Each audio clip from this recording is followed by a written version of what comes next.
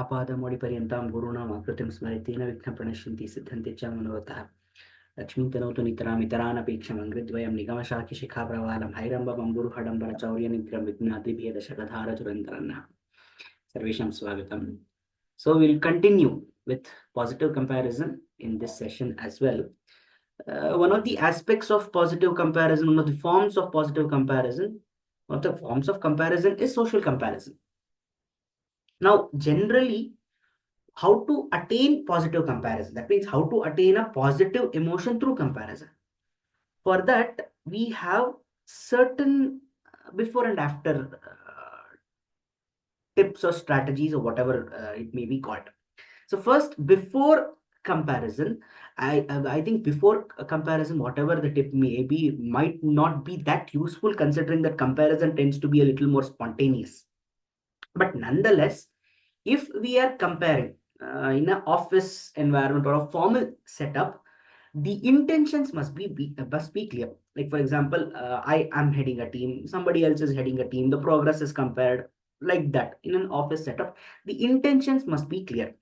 So the first one is, we need to be clear why we are comparing, because we cannot have a judgment oriented comparing. We are already decided, okay, that person is more efficient, that team is more efficient in this team. That is not how it should be done.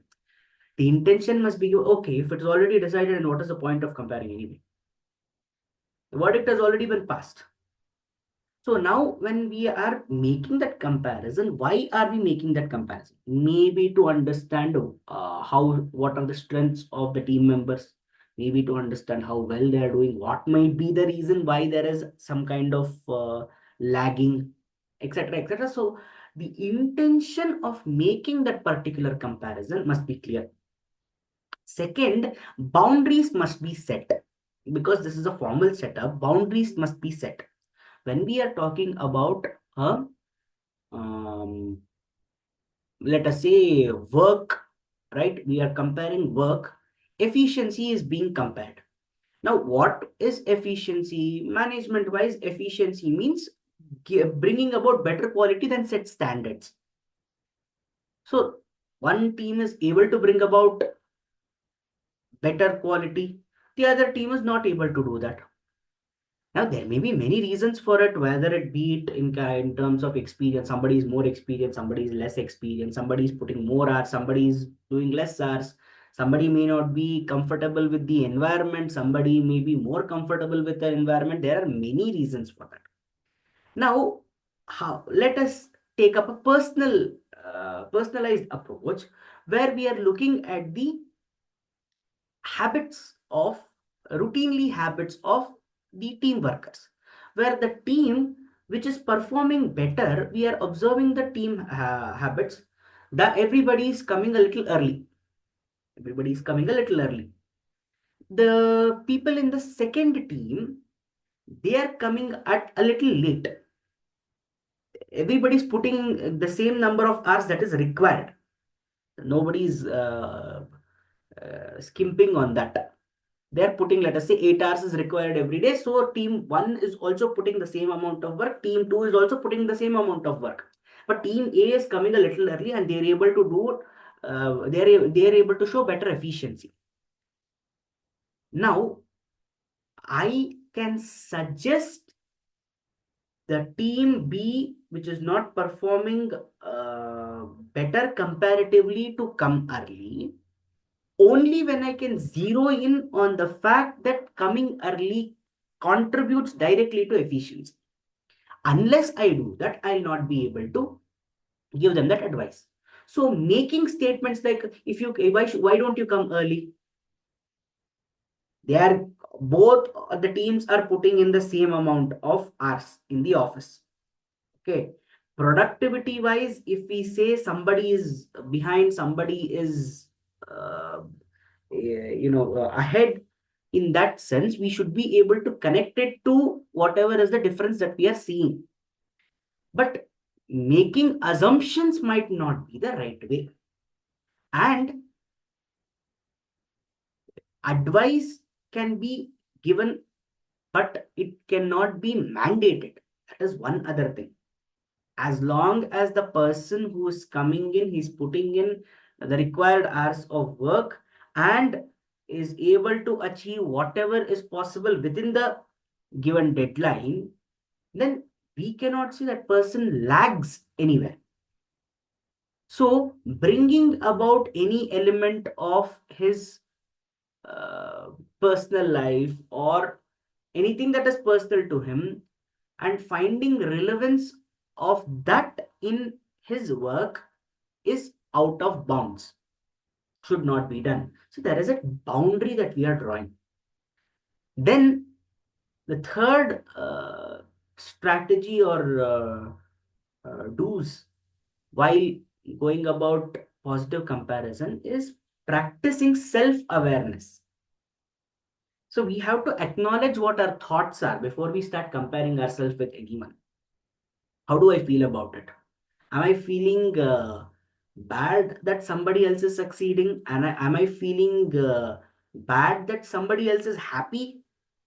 Nothing has happened to me. I'm still in the same set of mind. I'm still in the same, I'm in the same neutral zone. Nothing new has happened. Nothing bad has happened. Nothing has happened to me.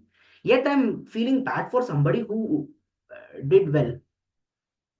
So in that case, I have to be more conscious about how I'm feeling. So we need to practice self awareness.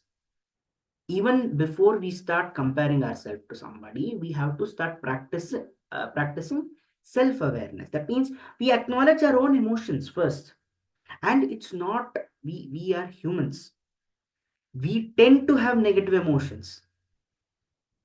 Being civilized or being having sadbhavana is that we get rid of those negative emotions, convert them into positive emotions, ultimately reaching a state of well-being where I'm not harming anyone. As simple as that. But I cannot, that if I make that a habit, obviously I will reach a state of mind where I will not allow the negative emotions to fester.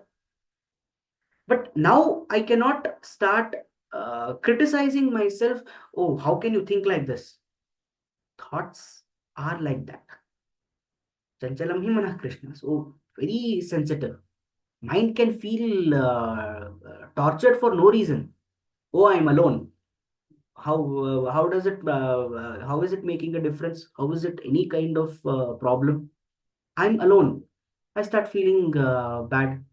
Empty mind is a devil's workshop. I start thinking various things. I'm not sharing what I'm saying. All those things. So negative emotions must not be approached in the sense to reproach them, criticize them. It should be accepted and converted to positive emotions. The only way of doing that is to be self-aware. So first practice awareness. These are do's before comparisons. Then what should we do during comparison? We focus on growth. I said one element of comparison, positive comparison, is that the change must be from ourselves. So it should be focused on growth. Then we have to accept other success, celebrate other success, ask for their experience. So one is that I'm focusing on a change. Second is that I'm also celebrating others' success.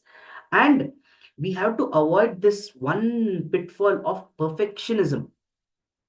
You're trying to say that I'm going to make the perfect spreadsheet, etc., etc. There are going to be changes. There are going to be some loopholes, etc., etc., etc. Then the last one is reframing negative thoughts. Negative thoughts will be there. There is no person who doesn't have any negative thought. Probably it is only Parabrahma. Probably it's only Krishna who has good for everybody. He wants, as per Advaita, when he creates us, he's giving some part of his own powers to us. It seems we tend to use it in different manner. Unfortunately, so frankly speaking, I have the power to think positively. However, I also have the pitfall. I do think negatively as well because of my human tendencies. But I have the power to transform them into positive ones. So reframing these negative thoughts must be made a priority. So these are during comparison. Then after comparison, what am I supposed to do? I have to end. When I completed that particular comparison, I have to achieve a verdict. Okay, I have acknowledged that somebody is better than me. I have to accept it. I have to feel motivated, because only when I end will I be able to put that the vritti, chitta vritti to rest. Otherwise, it will keep bringing up more and more sensitivities to mind.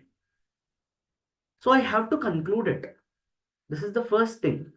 Only when I conclude it, I'll be able to reflect on the emotions, whether I'm inspired, whether I'm motivated, discouraged. After doing this comparison, what is that change that I have to bring about? It is only possible when I end that particular thought of comparison. So I have to conclude it. I should never sit with it, you know, sleep with it. All those things must go to rest. It must be put to rest.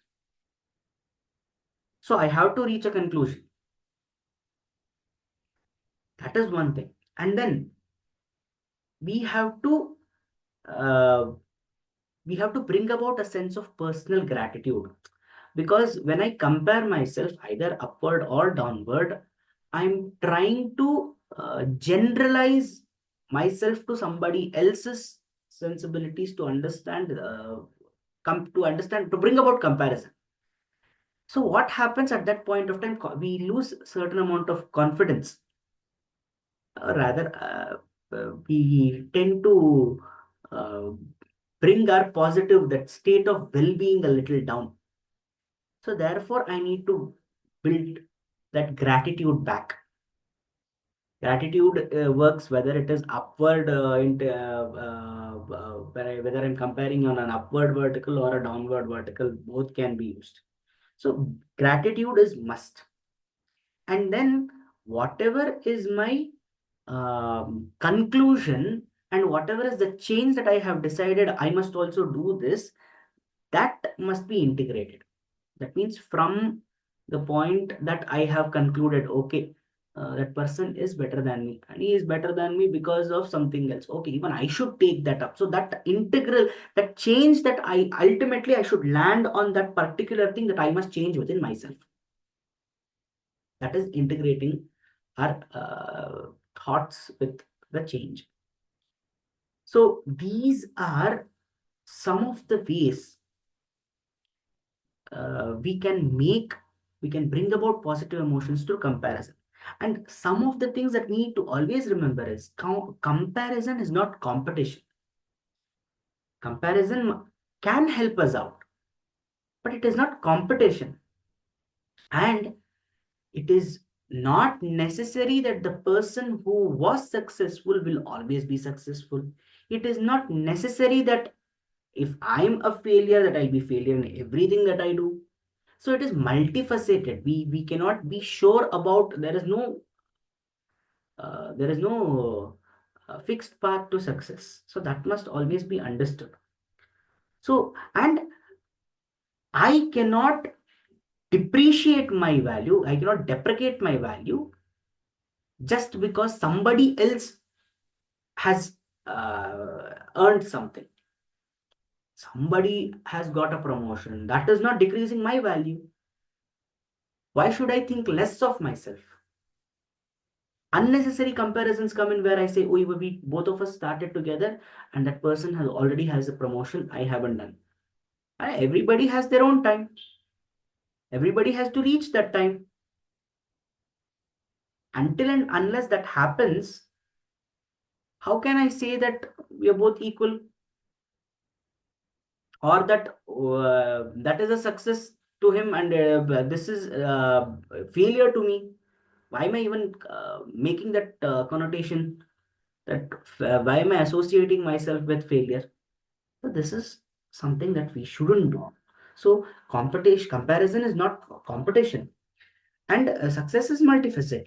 So we have to define our worth not by somebody else's achievements or somebody else's failures, by only by what we are doing. So this mindful comparison is very important. So positive comparison brings about or tries to help us deal with the negative influences that is brought about by comparison. So this positive comparison are the two we've discussed it in two sessions. Is a way. It's actually a little tricky because when we are feeling, we feel. We don't think about all these things, but we need to keep this in mind to bring about that change. In my conscious mind, when I bring about these kind of things, okay, no, comparisons must not be done. Then probably at some point of time where it triggers a comparison, I'll be able to hold off. I'll think, okay,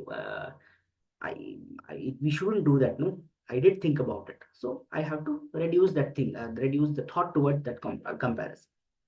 So I have to first register that with the conscious mind, which registers in with the subconscious mind. Then it becomes a part of my thinking process. So that should be understood. So with that, we conclude this session. स्वस्ति प्रजाभ्यः प्रतिपालयन्तां न्यायेन मार्गेण महीमहीषा गोब्राह्मणेभ्यो शुभमस्तु नित्यं लोकाः समस्ताः सुखिनो भवन्तु कायेन वाचा मनसेन्द्रियैर्वा बुद्ध्यात्मना वा प्रकृते स्वभावात् करोमि यद्यत् सकलं परस्मै नारायणायेति समर्पयामि।